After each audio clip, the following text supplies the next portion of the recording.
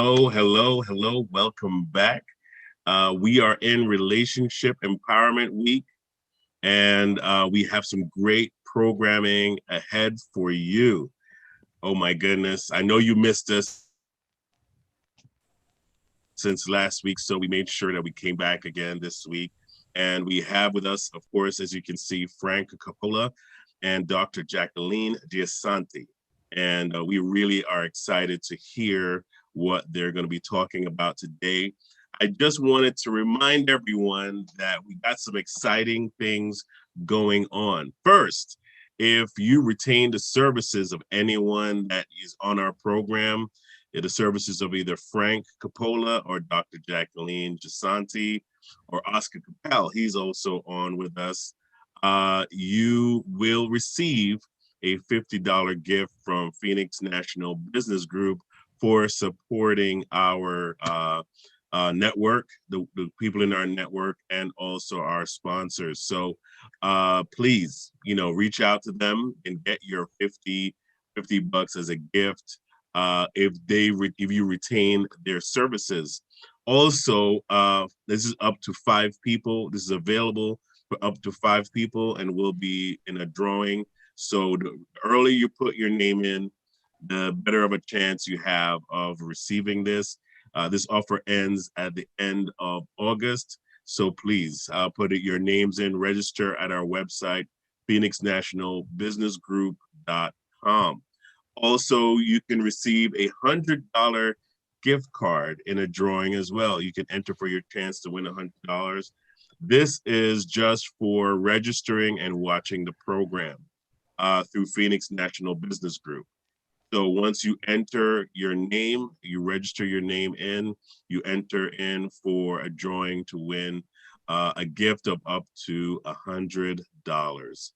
So go ahead. I mean, and anybody can use that right now. So please, we are wanting to share this through our sponsors of the program, and I think it's a great offer.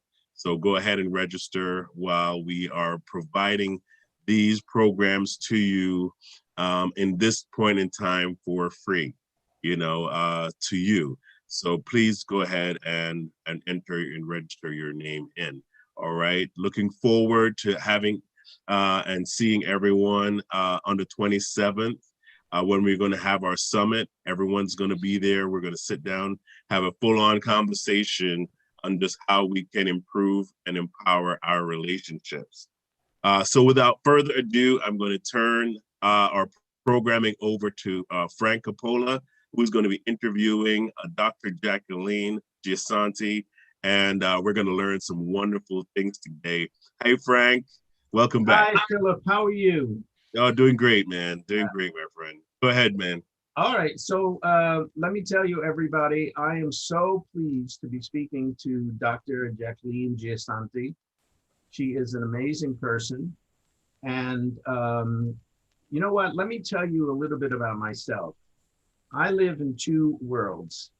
I am the owner and CEO of a company called the ADD Coaching Group, which is a knowledge-based personal and business growth organization dedicated to the mission of serving individuals, families, entrepreneurs, executives, small businesses, and corporations, which we will be speaking about. My other world is I help small business owners and entrepreneurs get focused and increase their sales. I know a lot about this because I struggle with focus, and that's why I became an ADD coach and mentor. And I believe that small business owners are here to increase the economy, to take back control, and not the government, not COVID, but us. We're going to take back the control to stimulate the economy and bring back jobs, because I believe if one business person hired one unemployment person, we wouldn't have unemployment. So this is something I'm very passionate. This movement I call Small Business Owners We Rise Again movement. So that's my two worlds. So let us talk about Jacqueline. Let's talk to Jacqueline. Hi, Jacqueline. How are you doing today? I'm very good, Frank. It's so nice to be here again this week, and it's so nice to talk with you after a while. Yeah. Mhm. Jacqueline, tell us a little bit about yourself, please. Okay, well, as I said before, last week I am a psychologist. So I do have my private practice as a psychologist, and but I'm also working with groups, right? Uh, And lately, what we have been working a lot is to developing psychological safety in work teams, right? And try to improve relationships at work. Mhm. That's mhm. So, can you tell us what psychological safety is? What Yeah, does it mean? yeah. It's very interesting what we can develop in a group inside of an organization, right? Sometimes we don't think about these aspects, but when we talk about psychological safety, we're talking about shared belief, right? In a group of members. And it's that belief that you can feel safe, Mm. right? That you can share your thoughts, right? And you're not going to be judged. Ah. You're not going to be you feel that you are allowed to ask questions, allowed to share your ideas, right? And you feel safe. Mm. It's So, like when we talk about psychological safety, I'm sorry, we're no, talking no, about go ahead. a climate in the company, Mm. right? And it's characterized by interpersonal trust Mm. and mutual respect, Mm. right? It sounds beautiful. It sounds very nice, but it is something that it needs to be developed. That's it. That's interesting. So, does it work on all levels? Does it work at the what they call the C level, the chairman, the, Right. the various department, as well as for individuals that work under them? Yes, it can be developed in at all these levels that you're saying, but definitely it has to be driven by a leader, Uh-huh. right? So here it's very important to highlight the characteristics of this leader, right? And how this person, first of all, it is trained, right? Understand the why, the purpose, Uh-huh. right? And Hmm. how to approach and how to develop this climate among workers. Right. So let's say a worker, so let's say a head of a corporation says, my team are not producing the kind of level of work that I'm interested in, that I need. Okay.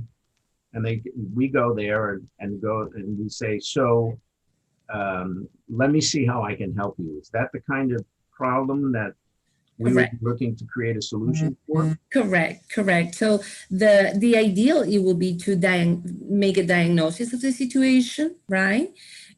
See what this person sees as problems, Each right? person, yeah. Yeah, exactly. What this person perceives, right, as a situation, as a problematic situation, right? Uh-huh. And then we will start developing, right, all Strategy.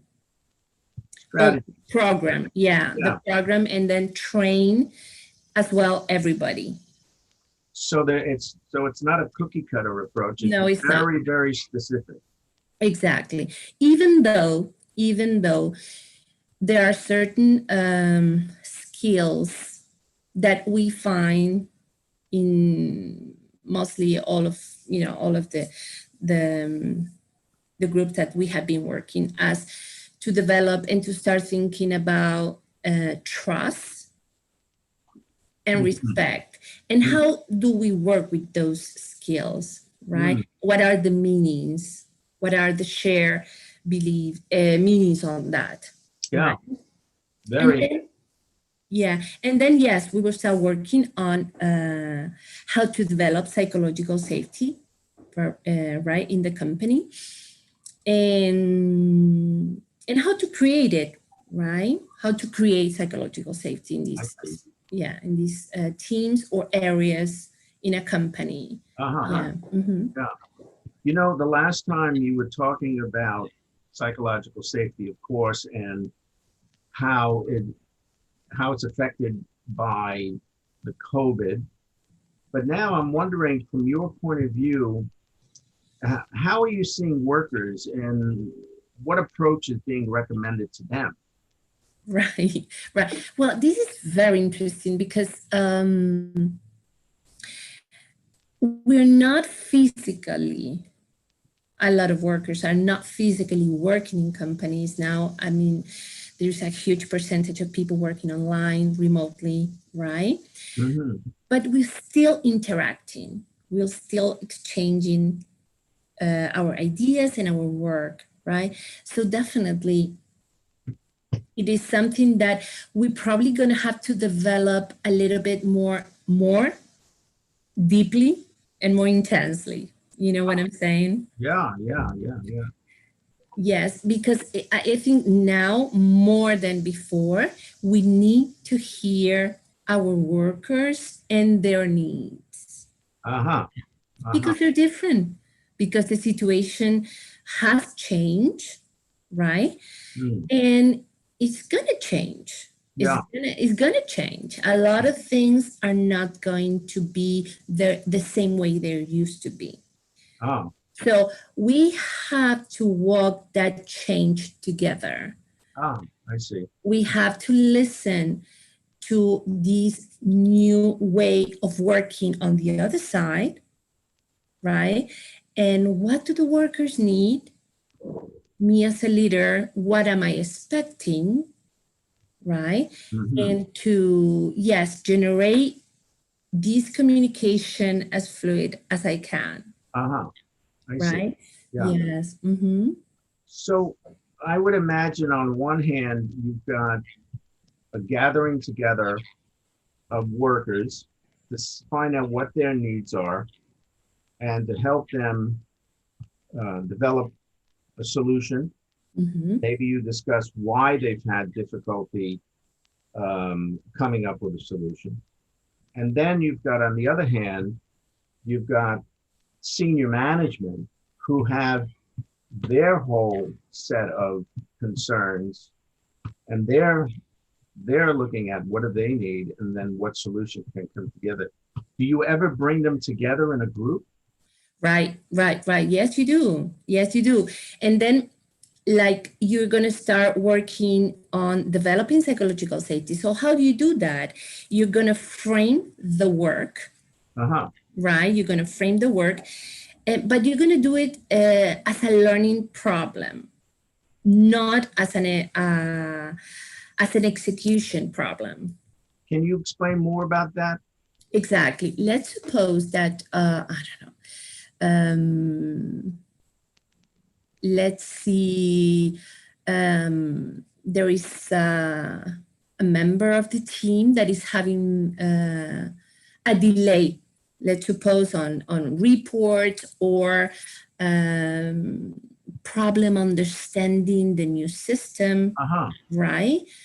So you're gonna try, right, not to approach as a, how can I explain, you're not gonna try to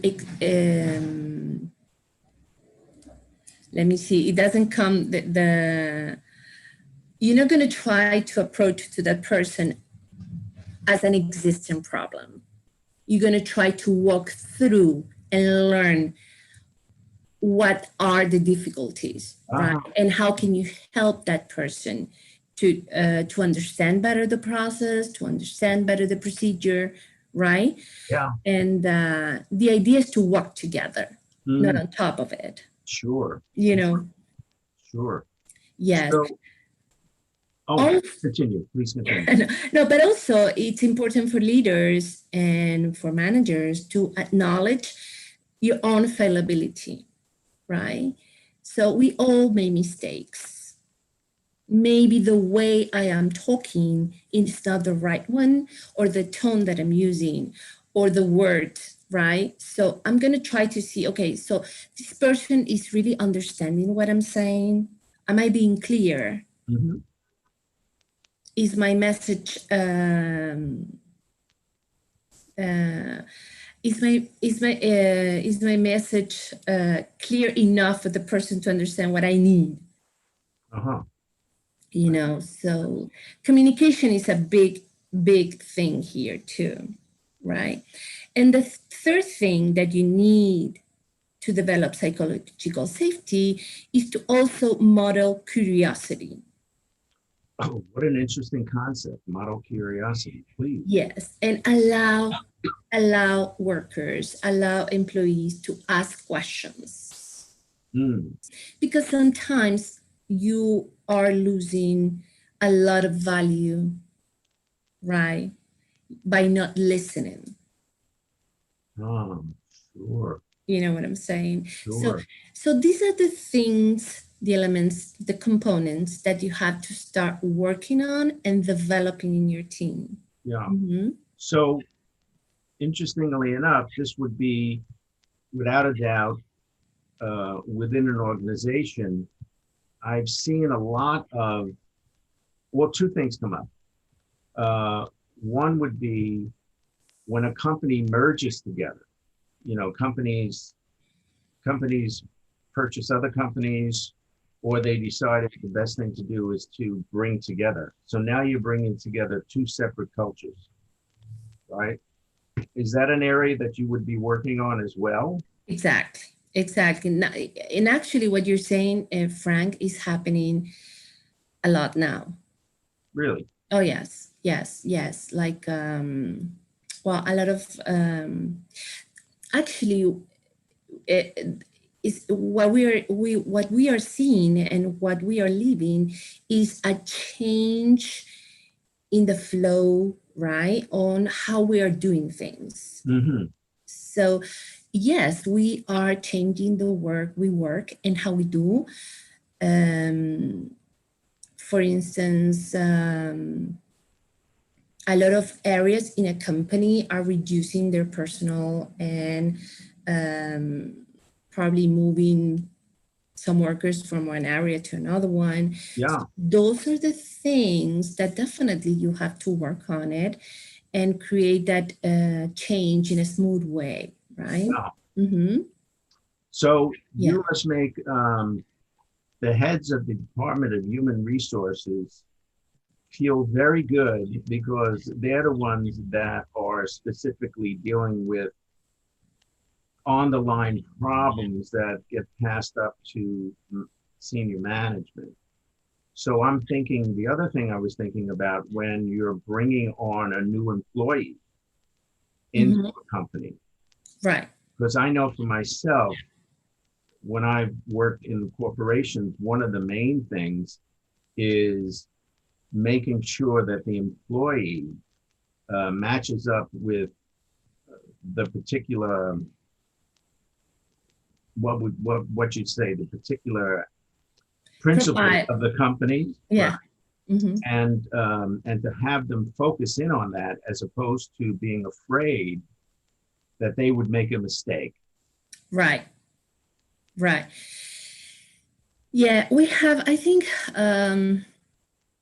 well, I don't need to go back to, I don't need to go back to too much ago, but if you think about now, right, if Yeah. you think what we are living right now, we didn't know a lot of the things that we are doing because Really? the situation took us by surprise. Oh boy, yeah. So we are learning every day. We are learning every day, and definitely we are making a lot of mistakes. Yeah, sure. So, mhm. What actions or strategies are you suggesting to leaders Right. to develop this new normality. Right, right. Well, first, I would say to be totally open and aware, right? That things are not going to be the same. And a lot of things need to change, Yeah. need to adjust, right?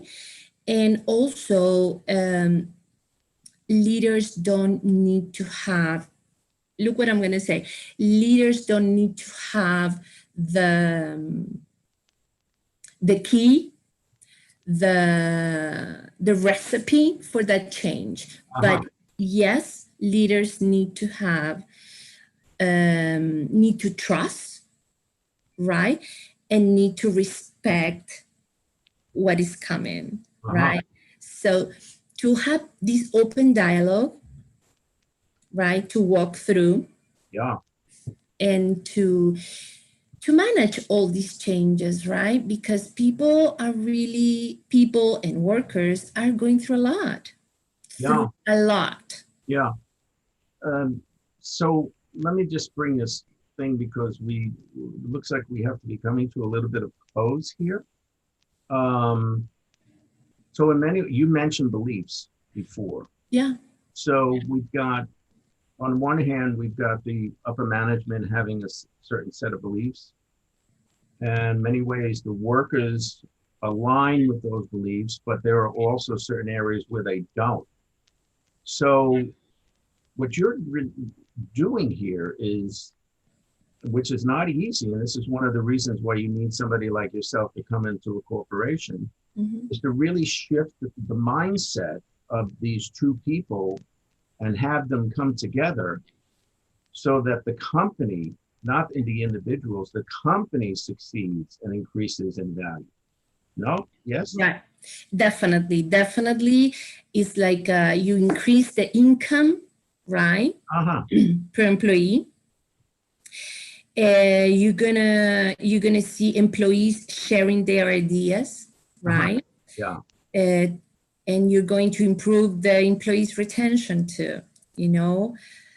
Yes, you know what? It's very interesting, Fran, because it seems like, or it appears to be like the movement or the shift, but it's very simple. It's very simple because what it is actually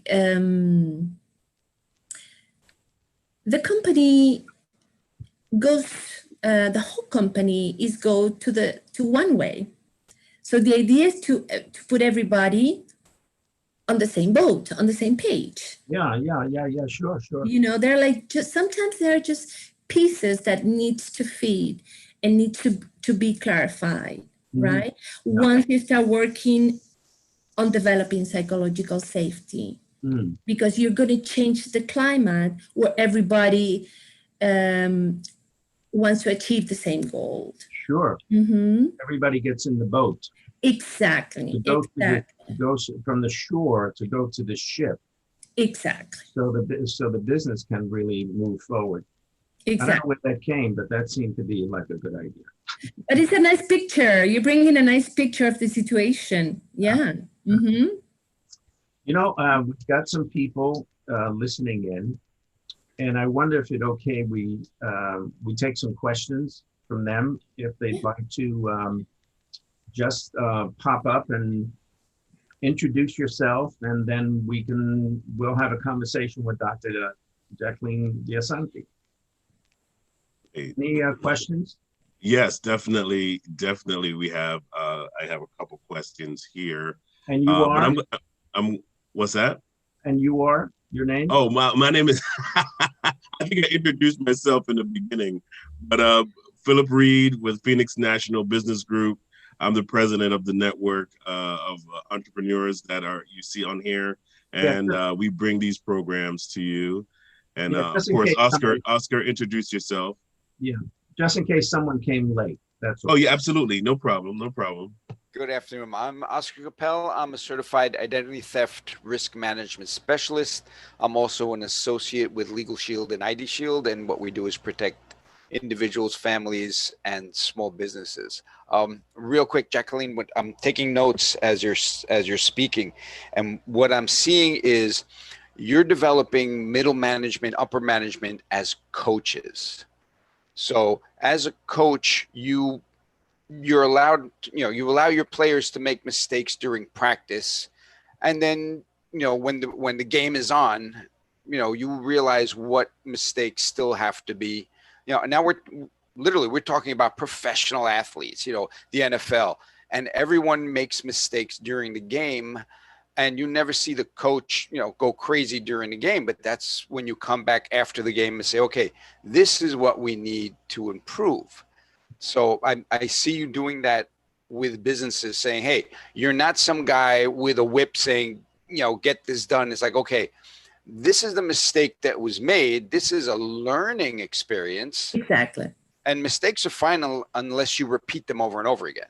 Exactly. So your middle management is the person that's supposed to catch these mistakes and say, this is how we move the business forward. And also what I hear from you is that middle management has to be vulnerable. They have to say, hey, we're in this together. What do you see that I can do to help? And build that culture of business where everyone's everyone's rowing in the same direction. You don't want, like, I am management and we're doing it my way, and it's just not working. So you have a tough job, especially maybe not now so much as before, because we are all in this, we're all in this together. So everyone's trying to figure out, okay, how do we recover? How do we come back from that? And here's your opening now to say, okay, this is the way we're going to go forward. You're going to coach, you're going to find the problems, and we're going to seamlessly introduce the answers without being conflicting. Right. I see that as what I heard from your conversation with Frank. Yes, you're talking about middle management, but yes, it is a big responsibility. But I will add another component, that is to also listen to your employees, listen to the other side, listen to your players, right? Because you don't have to have the whole view sometimes of the situation. You can't. You just can't. Right? That was actually my first word up there, was listen. Yeah, exactly. Yeah. And the other thing that I wanted to add is that now we are in a surviving mode. Oh, yeah. We haven't finished yet. This is going to take us a while to sit down and say, okay, I pass. So what's now? How do We're in the middle. We are in the middle of the storm. We are in the middle, There is a lot that needs to be a plan. There's a lot that needs to be talked and organized. We haven't started school yet. Yes. We haven't even started talking about the result of what we are living. Yes. And I'm talking about emotional, psychological, right? And we haven't heard the kids yet. Mm-hmm. Yes. So we are in the middle of this. And that's really what I was thinking about, because my question was more on the respect and know what is coming. I feel like a lot of companies are detached from certain aspects of those two things, because you have to if there's a hurricane coming, you can't say, well, yeah, I know there's a hurricane coming, but we have to keep things as usual. We have to do things as usual. No, there's a hurricane. You have to respect the power of that hurricane, because if you get caught unprepared, it's going to wipe you out, right? So for some of the companies that I've worked with, I felt that detachment. Like, yeah, no, we got to keep things as usual. We got to still look at the numbers the same way, and they approached all the employees. So why aren't you making your numbers? There's a hurricane outside. Exactly. I Exactly. mean, the economy's busted. People aren't working. Nobody's answering my phone calls. But they still keep, the managers still keep that same mode of operandi with their employees because I don't think they know how to adjust, right? They just want to say, well, this is how we've always done it. Guess what? And one of the things we were talking about is making mistakes. Now, the middle management doesn't want to look like, all right, if I do this, I'm going to make a mistake. So everyone's looking out to cover their own butt. So, Yes. you know, and when you see the lawn furniture, you know, flying by in the storm, it's not a time to say everything's fine. Like, you know, Yes. you know, but it's also, this is so important for psychological safety, because what you're really talking about is how to stay safe in the middle of the storm. Exactly. I'm gonna Exactly. That's really what it is. Yeah. yes, I'm gonna ask you, it just came to me. Oscar probably knows it better and has a better picture. But I don't know if you guys remember, many years ago, there was this plane crash in the Andes in Chile. Oh yeah. Mhm. Oh yeah. Okay. Yes. Yes. These, there were rugby players from Uruguay Yes. going to Chile. Yes. And well, the plane crash. Actually, there was a movie also about that It experience. was called Alive. The book was called Alive. Yes. Yes, correct. Yeah. So I don't know if you guys saw the movie, watched the movie, but there is, they didn't know how to do it. They didn't know. there was no handbook on how to survive without. So. Yeah. But what I just, what I want, I mean, what I want to highlight about this episode and about this crisis was that this team developed trust in two people. In two people. They didn't know what they were doing. They just said, we are going to look for help. Yes. Right. You know, and that feeling, that climate, that's what I'm talking about. Yes. Mhm. Yeah. Because It's a great example. Hope is contagious. And usually the person that doesn't have a vision as to where to go next, you know, it leaves everybody in a place of insecurity. Right. You know, like, okay, you know, we're in a situation, you know, somebody think of something, be creative, point some direction, have some vision of hope, because it's amazing how, you know, once you get that vision in your mind and you start pursuing it, things start working towards that vision that you have, you know? So Jackeline, how do you develop that spirit in the company that says, you are not middle management, you're the guy that's stuffing envelopes, but you have a great idea. Right. How do you bring that up? Right. Yeah, So they can say, hey, I have an idea. Can you know, yeah, exactly. Well, that's why it's so important to the role of your leader, of your manager, right? And to really be open and listen, right? And if you know, or if you, if you know what you have to do, definitely you're going to be listening to all your employees and ask questions. Ask questions. Hey, what do you think about this product? Give me your opinion. You know, what is the feedback of people? Right. Right. How is it, you know, what are the comments? You know, and then you're going to build from there. And this, I mean, you're going to empower the people. You're going to empower your people. That's for sure. Right. But that's got to come top down, because I see two problems. If I'm the envelope stuffer and I come up with a good idea, I can feel like no one's going to listen to me. Oh yeah. Or my manager is going to take credit for my idea. So those two things are the stumbling block to people saying, I have a great idea, because, you know, I've seen people come up with a great idea and their manager says, no, that's, you know, that's not something we can do. And turn around 2 days later, go up to higher management and says, I have a great idea.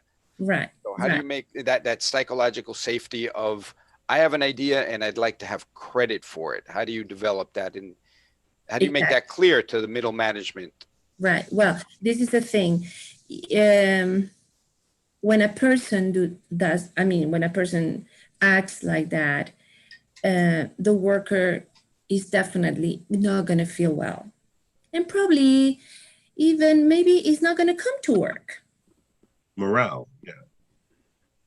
Is going to start calling, oh, I'm sick today, I cannot make it, or something is going to happen with that particular person. Right. So that's what we call the symptom of a situation, right? So if you're working with that, and if you're developing psychological safety, and if you're training a group, you're gonna work these things. You're gonna talk to the person. You're gonna explain what's happening, and this is not about you. It's about the company. It's, I mean, if the company wins, you win. It's a win-to-win situation, right? So these are the little tiny situations that you're going to work with. Yeah. So you're teaching businesses, think long term. Don't think, what can I get right now? Because that storm, it's that short term process isn't gonna ride out. Well, you're not going to have good results. You're not going to have good results because people they're not going to feel comfortable. Yeah. And then it happens when I hear people saying to me, I just don't want to go to work. I just can't. I don't see myself talking to my manager. I cannot share. And I mean, I cannot talk with my coworkers because they don't respect me or they don't listen to me.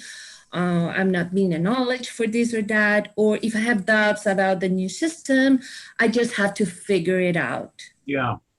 So that's what I hear all the time. It reminds me of a conversation that we were having at one point. Especially when we're going in to discuss these kinds of things with somebody, there is a sales component of this. So people buy whatever they're going to buy if they feel they're being taken care of. So when you go into you're a manager and you start talking about yourself, the manager is going to start thinking, well, this person is really not interested in me or the company. They're interested in themselves. So part of all this is to begin to understand, and I guess, we discussed this, is how do you have a conversation with your manager so that they feel that the person is interested in the company, because if they're interested in the company, then they're going to get what they're really looking for. I think there's something to be said about that. What do you think about that, Jack? Yes, definitely. I agree with what you're saying. But while you were talking, Frank, I was thinking about these personal traits, or personalities. I was thinking about somebody that was diagnosed with ADHD. Sure. And it's not a matter of it is about me. It's just the way I am. Yeah. Right? So also how to help to understand these characteristics and to respect that person. Sure. While you were talking, I was just seeing the scenario, right? Yeah. And to respect these things, these differences. Yeah. Right. But how would you get that translated amongst your peers as well? Like, for instance, the manager may understand the situation, but the coworkers are aloof. Right. How do you kind of generate that culture to say, well, okay, this is a real thing. This person deals with a real thing. You know, Right. how do you get that? How do you get that translated across without that person feeling, you know, Right. picked Right. out? Yes. Okay. So yeah, I'm gonna tell you something. And I am very visual. Mhm. So I'm gonna try to look for an example that is like very clear. Let's say that because sometimes people think, oh, it is a disability. Mhm. It is something that is less Right. in that person. Mhm. And nothing is less. We are just different. And Mhm. we have The different process is ways. different. Exactly. Exactly. So let's say, probably if somebody has ADHD or a coworker has ADHD, you might see somebody that moves a lot or cannot sit still or talks too much or do things faster, Yeah, right? impulsively. Yeah, Exactly. Or you're talking to somebody and that person changed the subject or look around Right. Right. Right. Right. because Right. that's how it Yeah. is. So first of all, we don't have to be scared of the differences Mhm. because that's what you see. But maybe I have something that you don't see, True. and I don't have a disability. Maybe you don't see it. Right. Exactly. You know. Yeah. So the first thing I would say to normalize, to demystify, right, and to not be scared, right, Mhm. and then work from there, Got it. right? Like it's okay to be different. It's okay if he wants to walk and go, walk the stairs back and forth, but just, he's doing his job. Yeah. You We got. all, Yeah. you know what I'm saying. Yeah, we have to let people be. We have to let people be who they are. Oh, man, this has been such a great program. Thank you, everyone, for watching. Frank, Dr. Jackeline, it's been a pleasure having you here just to share with us. Frank, you want to say something? yeah. Why don't we have, if it's okay, Jacqueline, um, just give her email address, how people could reach her, or do you have that up already? Yes, that's up already. All Yes, right. that's been up. Sorry. Yeah, that's up already. Oh, Yes. So very yeah, good. as they're watching the program, they saw her phone number and everything. They can reach out to her. Yeah, and I Uh, assume I was involved there too. So it's good. Absolutely, of course. Great, Yes, sir. great. So you're actually in the very beginning as well. So just everyone that is watching, reach out to those who are in our network, those you see on the program. We have a $50 gift for those for the first 5 people that retain their services. We're looking forward to definitely hearing from you. Very excited. We have coming up next Joel Jaro, who's going to be talking about just personal relationships, and you really want to get involved in that as well. So share this. If you like this program, share it with your manager, share it with your HR person, share it with someone that you feel this would cause a change in the company, and have them reach out to Jacqueline, have them reach out to Frank, because it may change the entire culture of your workplace, and it'll be better off for you. You may be a happier worker as well. So again, like and share, let your boss know about it, let your manager know about it, email it to him, send him the link, because you want your culture and your environment to be improved and empowered with positivity.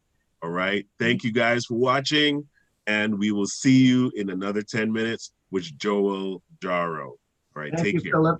Thank you, Philip. Thank you, Thanks, Phil. Oscar. Welcome. Thank Thank you, you, guys. Frank.